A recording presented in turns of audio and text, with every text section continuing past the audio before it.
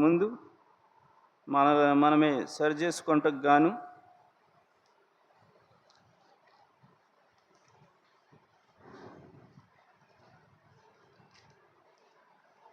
ప్రవక్త అయినటువంటి ఆమోసు గ్రంథము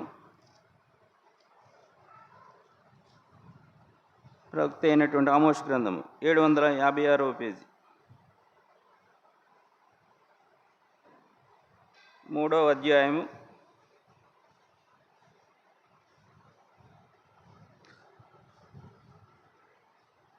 756 పేజీ ఆమోసు గ్రంథము 3వ అధ్యాయము 3వ వచనము మొదటి భాగము అందరం కలిపి చదువుకుందాం. 3వ అధ్యాయము 3వ వచనము మొదటి భాగము అందరం కలిపి చదువుకుందాం. సమ్మతింపకుండా ఇద్దరు కూడి నడుతరువా. మరి ఒకసారి అదే భాగాన్ని కలిపి చదువుకుందాం. సమ్మతింపకుండా ఇద్దరు కూడి నడుతురా. మరి ఒక భాగాన్ని 1 కొరింథీయులు రాసినటువంటి పత్రిక 11వ అధ్యాయం 1 కొరింథీయులు రాసినటువంటి పత్రిక 11వ అధ్యాయము 28వ వచనాన్ని అందరం కలిపి చదువుకుందాం. 1 కొరింథీయులు రాసినటువంటి పత్రిక 11వ అధ్యాయము 28వ వచనాన్ని అందరము కలిపి చదువుకుందాం. కాబట్టి ప్రతి మనుషుడు తన్ను తాను పరీక్షించుకున్న వాళ్ళను అలాగూ చేసి ఆ రొట్టెను తిని ఆ పాత్రలోనిది త్రాగవలను. ప్రేమగల దేవుడు ఈ వాక్య భాగాలని మనం వినికిడిలో దీవించి ఆశీర్వదించి మన కొరకు పంచిపెట్టడం గాక. ఆయన సహాయం నిమిత్తం చిన్న ప్రార్థన చేసుకుందాం.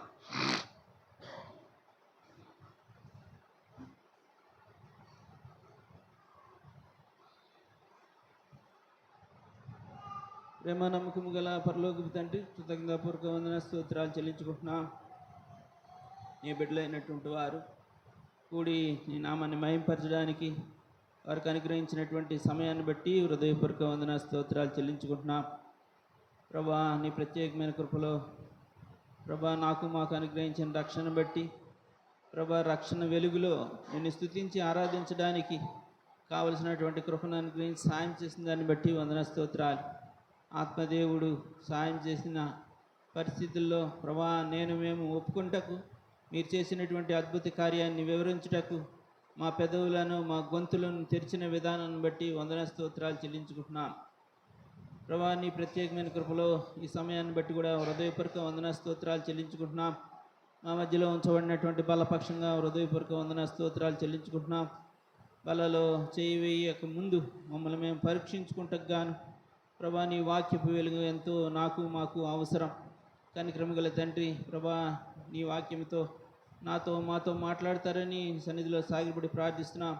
చదవబడినటువంటి వాక్య లేఖన భాగాలు మీరే దీవించి ఆశీర్వదించి పంచిపెట్టవలసిందిగా కోరి ప్రార్థిస్తున్నాం. పరిశుద్ధాత్మ తండ్రి ప్రభా, మాకు విరిచి పంచిపెట్టగలటకు సాయం చేయవలసిందిగా కోరి ప్రార్థిస్తున్నాను.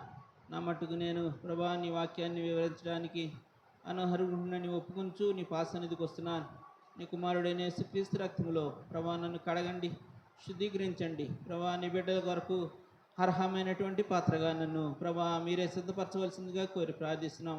వాక్యం నీది ప్రభా, పంచిపెట్టుకు గాను నన్ను ఒక సాధనముగా మీరు వాడుకోవాల్సిందిగా కోరి ప్రార్థిస్తున్నాను. ప్రభా, దయగల తండ్రి, ప్రేమగల ప్రభువుగా మీరే కనికరించి సహాయం చేయండి. పరిశుద్ధాత్మ తండ్రి, ఎవరు ఏ అవసర అక్కర్తలు కలిగి జీవిస్తున్నటువంటి వారంగా ఉంటున్నామో అందుకు కావలసినటువంటి వాక్య లేఖన భాగాలు మాకు ప్రభా మీరే పంచిపెట్టవలసిందిగా కోరి ప్రార్థిస్తున్నాం. పరిశుద్ధాత్మ యొక్క సహాయం అర్థిస్తున్నాం. పరిశుద్ధాత్మ తండ్రి యొక్క ప్రభా కొలతలేని ఆత్మను కోరుకుంటున్నాం. దయగల తండ్రి, మా అవసర అక్కర్తల కొద్ది ప్రభా మాలో ఉన్నటువంటి బలహీనత కొద్ది నీ వాక్యంతో మాతో ముచ్చటించి ప్రభా నీ యొక్క వెలుగులో, వాక్యపు వెలుగులో మమ్మల్ని మేము కడుక్కొని శుద్ధీకరించుకొని యోగ్యమైనటువంటి ఆ బలలో చేవేసేటటువంటి రీతిలో నన్ను మమ్మల్ని సిద్ధపరచవలసిందిగా కోరుకుంటూ యేసుక్రీస్తు దివ్యనామంలో స్తుతులు అర్పించి ప్రార్థించి అడిగి పెట్టుకుంటున్నాం తండ్రి, ఆమేన్.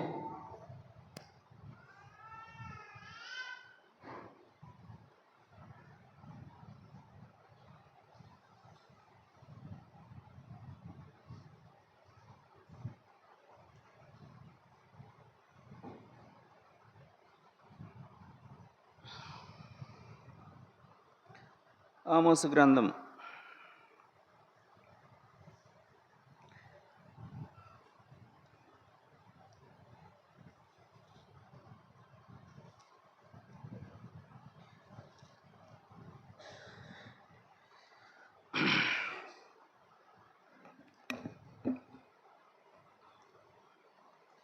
ఆమోస్ ప్రవక్త తన ప్రజలైనటువంటి ఇశ్రాయేల్ గురించి చెప్పబడుతున్నటువంటి మాట, నేను నా జీవితానికి అన్వయించుకుంటూ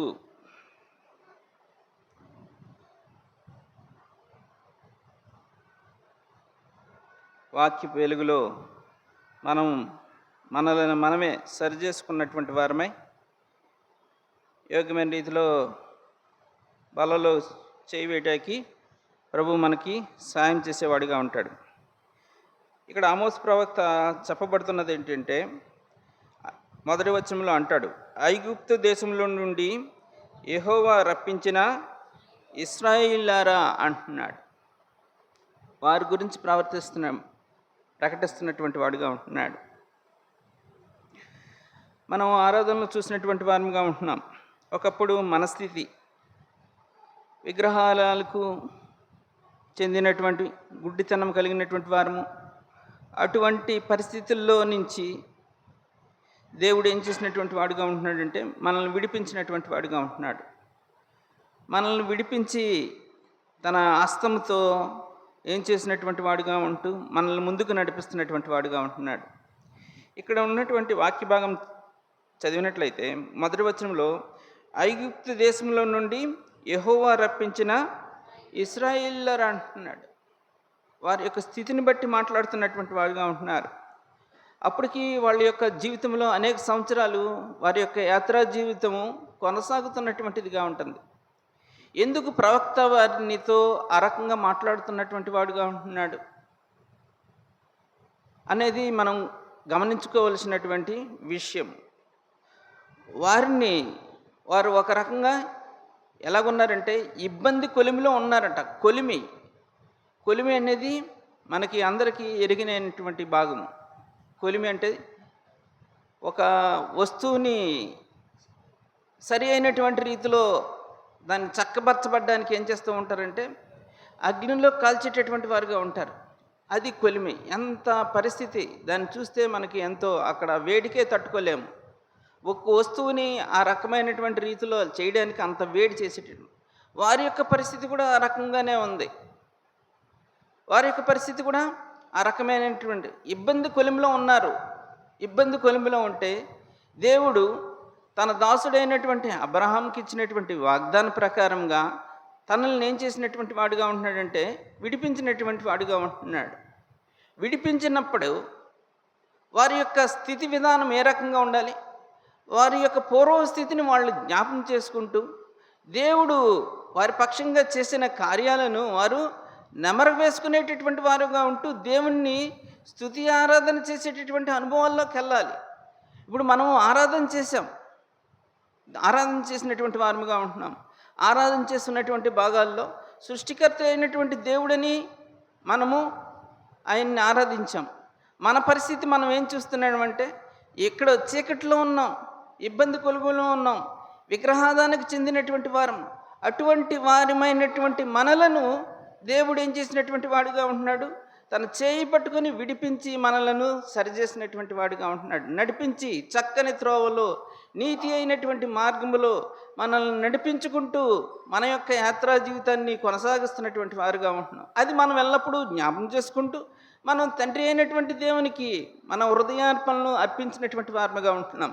ఇక్కడ చూసినట్లయితే ఇక్కడ రాయబడుతున్నటువంటి ఆమోసు అనేక సంవత్సరాల తర్వాత ఐగుప్తు దేశంలో నుండి యెహోవా రప్పించిన ఇశ్రాయేల్ వాళ్ళారా, మిమ్మల్ని గూర్చి ఆయన రప్పించినటువంటి కుటుంబ వారిని అందరిని గూర్చి ఆయన సెలవిచ్చిన మాట ఆలకించుడి. అదేమనగా భూమి మీద సకల వంశములు మిమ్మల్ని మాత్రమే నేను ఎరిగి ఉన్నాను అంటున్నాడు.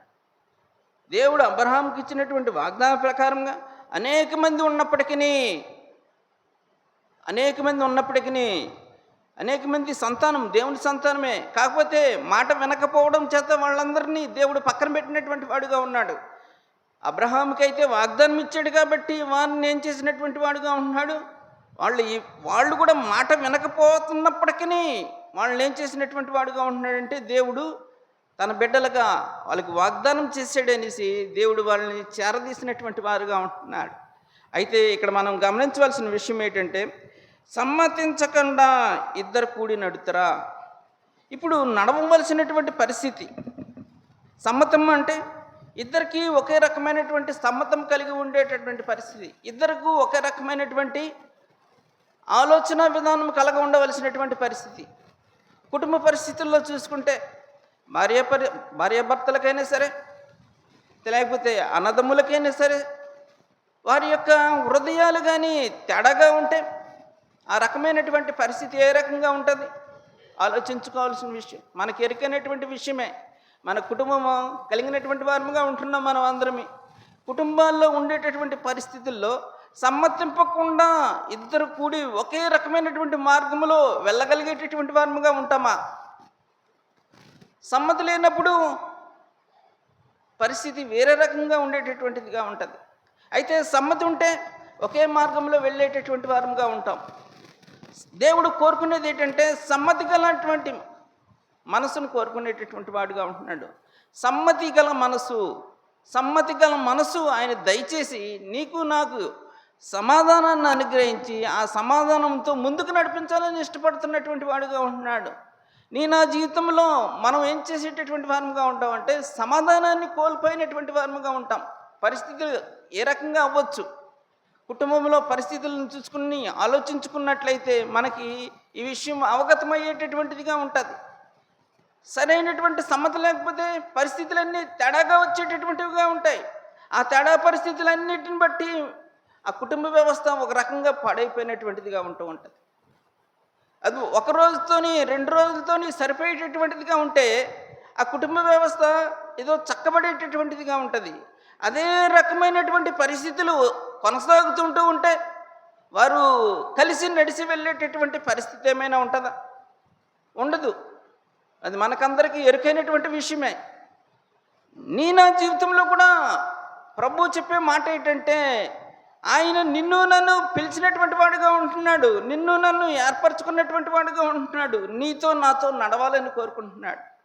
ఆయన చేయి పట్టుకొని మనల్ని నడిపించినటువంటి వాడుగా ఉంటున్నాడు, చేయి పట్టుకొని తీసినటువంటి వాడుగా ఉంటున్నాడు.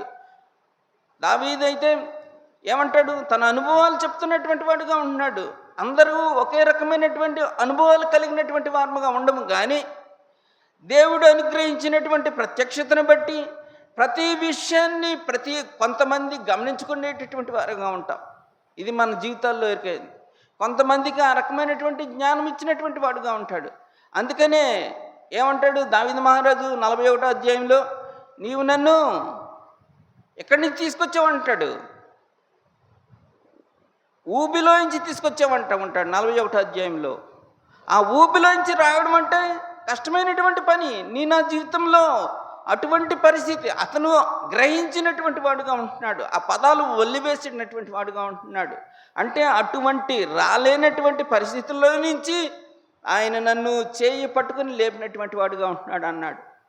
మన జీవితాలన్నీ కూడా వాక్యానికి అనుసంధానం చేసుకోవాల్సినటువంటి విషయం. వాక్యము అనేది ఉంటుంది. ఇది మన జీవితాలకి అన్వయించుకుంటూ మన యొక్క యాత్రా జీవితాన్ని కొనసాగించవలసినటువంటి అవసరం. యాత్రా జీవితం వాక్యానికి తో వెళుతూ ఉంటాయి, అనుసంధానించుకుంటూ వెళ్తేనే మనం నడిచే మార్గము ఆయనకి ఇష్టమైనటువంటిదిగా ఉంటూ ఉంటుంది. అది క్రమపరిచేటటువంటి వాడుగా ఉంటాడు. సంఘములో తన వాక్యాన్ని ఆయన ఏం చేసేటటువంటి వాడుగా ఉంటాడు? మనలో ఉన్నటువంటి బలహీనతలను ఆయన ఏం చేసేటటువంటి వాడుగా ఉంటాడంటే తెలియపరిచి నీకు ఆయనకి సమ్మతి దయచేసేటటువంటి వాడుగా ఉంటాడు. నీకు ఆ రకమైనటువంటి అవగాహన ఉంటేనే ఆ వాక్యాన్ని స్వీకరించగలిగేటటువంటి పరిస్థితి ఉంటుంది. నీకు సరైనటువంటి అవగాహన లేకపోతే ఆ వాక్యాన్ని తీసుకోలేవు, అర్థం చేసుకోలేవు. అర్థం చేసుకోకుండా ఏం చేస్తూ ఉంటావు? నీ యాత్రా జీవితాన్ని నువ్వు కొనసాగిస్తూ ఉంటావు. ఆయన యొక్క ఉద్దేశము ఆయనతో పాటు నడిచి వెళ్ళేటటువంటి అనుభవాలు, పాట పాడుకున్నటువంటి వారంగా ఉండేటటువంటి వారంగా ఉన్నాం. ఇది కూడా సియోను గీతాలు అనేవి కూడా ఒక రకమైనటువంటి గ్రంథం లాంటిది, పరిశుద్ధ గ్రంథానికి ఈక్వల్ అయినటువంటిది. అందులో ఉన్నటువంటి పాటలన్నీ కూడా మన ఆత్మీయ జీవితానికి ఎంతో ఉపయోగకరమైనటువంటి పాటలు. ఆ పాటల యొక్క వచనాలు మనం గమనించినట్లయితే అందులో ఉన్నటువంటి సారాన్ని గ్రహించుకుంటూ వారు ఏ రకంగా తప్పిపోయినటువంటి వారుగా ఉంటున్నారు, వారు ఏ రకంగా నడిచినటువంటి వారుగా ఉంటున్నారు, అది మనం గమనిస్తూ ఉంటే మనలో ఒక రకమైనటువంటి ప్రేరణ కలిగేటటువంటిదిగా ఉంటుంది. ఏదో వాళ్ళు ఏదో రాశారులే, మనం పాడుకుందాం, వాళ్ళు పాడుతున్నారు వాళ్ళతో పాటు పాడుకుందాం అంటే దానిలో ఉన్నటువంటి అంతరార్థాన్ని గ్రహించలేనటువంటి వారముగా ఉంటాం. అంతరార్థాన్ని గ్రహించాలి. అంతరార్థాన్ని గ్రహిస్తే వాళ్ళ జీవితంలో ఏమైతే బ్యాక్లాగ్స్ ఉన్నాయో నీ జీవితానికి నా జీవితానికి అవి ప్లస్గా మార్చుకుంటూ ముందుకు వెళ్ళవలసినటువంటి అవసరం. అదే దేవుడు కోరుకునేటటువంటి వాడుగా ఉంటున్నాడు. అందుకే తన సంఘాన్ని ఇచ్చినటువంటి వాడుగా ఉంటున్నాడు. సంఘంలో ఆయన ఏం చేసేటటువంటి వాడుగా ఉంటాడంటే మాట్లాడుతూ ఉండేటటువంటి వాడుగా ఉంటాడు. నీ నా బలహీనతల చొప్పున అనేక మంది కూడి వచ్చినటువంటి వారముగా ఉంటున్నాం. అనేక మంది కూడి వచ్చినప్పుడు మనలో ఏ అవసరకర్త ఉన్నది ఆయన ఎరిగినటువంటి వాడుగా ఉంటాడు. నీలో నాలో ఏ బలహీనత ఉన్నది అది ఆయన ఎరిగినటువంటి వాడుగా ఉంటాడు. దాన్ని బట్టి ఆయన మాట్లాడేటటువంటి వాడుగా ఉంటాడు. అందుచేత నీ నా జీవితంలో మనం ఇది గమనించుకుంటూ సరైనటువంటి మార్గంలో వెళ్ళవలసినటువంటి అవసరం. ఏ రకంగా ప్రభు నాతో మాట్లాడుతున్నాడు అని మనం మనమే ఆ బలలో చేయి వేసే ముందు ప్రశ్న వేసుకోవాల్సిన అవసరం. దేవుడు నాతో అందుకనే మనకు కావాల్సింది సమ్మతి గల మనసు. ఇక్కడ ఏమంటున్నాడు? సమ్మతి లేకుండా ఇద్దరు కూడి నడుతురా అంటున్నాడు. సమ్మతి, ఆయన మనతో ఉన్నాడు. ఆయన మన పక్కనే నడిచేటటువంటి వాడుగా ఉంటాడు. నడిచి మనల్ని నడిపించేటటువంటి వాడుగా ఉంటాడు. చూడండి, రండి లూకా రాసిన సువార్త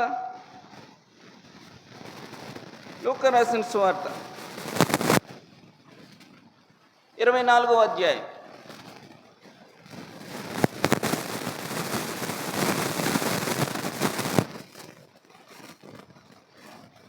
ప్రభు పునరుద్ధరణ అయినటువంటి సందర్భంలో ఇక్కడ జరిగినటువంటి సిచ్యువేషన్ కనబడేటటువంటిదిగా ఉంటుంది. ఇది నీ నా ఆత్మీయ జీవితాలకి మనం దీన్ని ఏం చేసుకోవాల్సినటువంటి అవసరం, ఆత్మీయ జీవితాలకు అన్వయించుకుంటూ మన జీవితాలకు అన్వయించుకోవాల్సినటువంటి అవసరం. ఇక్కడ రాయబడినటువంటి 18వ వచనం 13వ వచనం.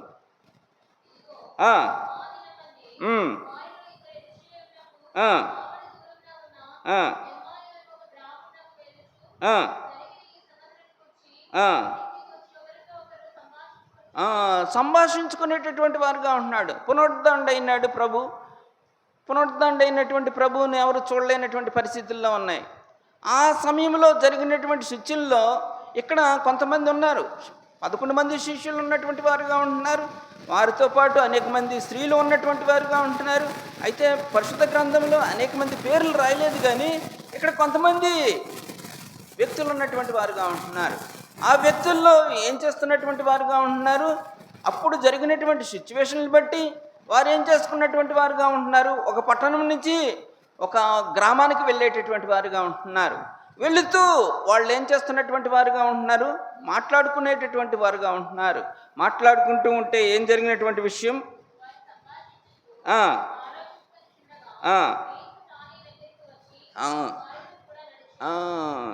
యేసు వారితో కూడా నడిచినటువంటి వాడుగా ఉండేటటువంటి వాడుగా ఉంటున్నాడు. పరిస్థితులను బట్టి దేవుని బిడ్డలైనటువంటి వారి పక్షంగా ఆయన కలిగినటువంటి ఉన్నతమైన ఉద్దేశం అది. నీ నా జీవితాల్లో కూడా ప్రభువుతో మనం సహవాసం చేయాలనుకుంటే ఆయన నీతో వచ్చేటటువంటి వాడుగా ఉంటాడు. నీతో సహవాసం చేసేటటువంటి వాడుగా ఉంటాడు. నీతో నడిచి వచ్చేటటువంటి వాడుగా ఉంటాడు. ఆ రకమైనటువంటి ఆలోచన విధానం ఉన్నప్పుడే ప్రభువుతో నేను నడవాలి, ఆయన ఏ రకమైనటువంటి రీతిలో ఉన్నాడో నాకు అటువంటిమైన రీతి కావాలి అనుకునేటటువంటి తలంపు ఉద్దేశం కలిగి నువ్వు ఈ లోకయాత్ర కొనసాగిస్తున్నట్లయితే ఆయన నీతో పాటు నడిచేటటువంటి వాడుగా ఉంటాడు. ఇక్కడ వీరు కూడా అటువంటి తాత్పర్యం కలిగినటువంటి వారిగా ఉంటున్నారు. కాకపోతే వాళ్ళు ఆలోచన విధానం వేరు, ప్రభువుని వెరిగారు. ఇప్పుడు మనం కూడా విగ్రహారాధన నుంచి ఆ యొక్క చీకటిలో నుంచి వచ్చినటువంటి వారముగా ఉంటున్నాం, దేవుని సన్నిధిలోకి వచ్చినటువంటి వారముగా ఉంటున్నాం. వారు కూడా ఆ రకమైనటువంటి రీతిలోనే వచ్చారు. దేవుని మహాకృపను బట్టి దేవుని సన్నిధితో వారు గడుపుతున్నటువంటి వారుగా ఉంటున్నారు. అయితే ప్రభు ఏం చేయాలనుకున్నాడు? వారితో నడవాలని ఇష్టపడినటువంటి వాడుగా ఉంటున్నాడు. ఈ మధ్యాహ్నకాల సమయంలో మనకే చీకట్లో ఉన్నటువంటి మనల్ని వెలుగులోకి తీసుకొచ్చినటువంటివి అయినా ఆయన నీతో నాతో నడవాలని కోరుకునేటటువంటి వాడుగా ఉంటున్నాడు. నడవడానికి ఆయన ఇష్టపడేటటువంటి వాడుగా ఉంటున్నాడు. ఎందుకని? ఆయన సరైన మార్గంలో నిన్ను నన్ను నడిపించాలని. అయితే నీకు నాకు ఉండవలసింది ఏంటంటే సమ్మతి గల మనసు. ఆ సమ్మతి గల మనసు, ఆయనతో సహవాసం.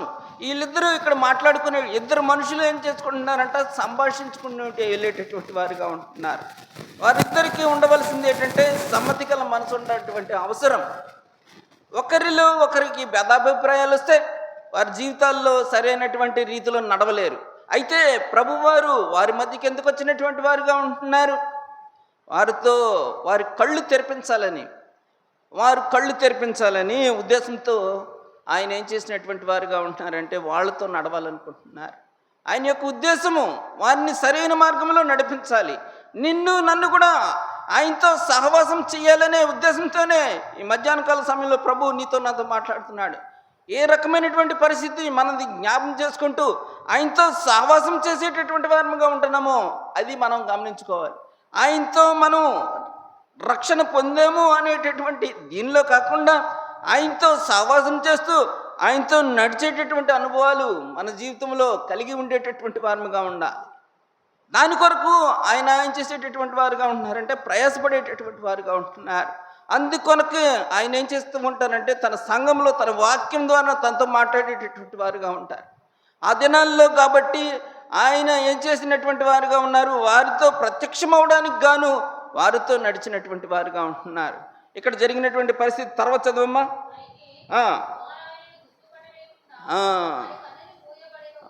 వారి జీవితాల్లో జరిగినటువంటి విషయం ఏంటంటే కళ్ళు మూసిపోయినటువంటి పరిస్థితి.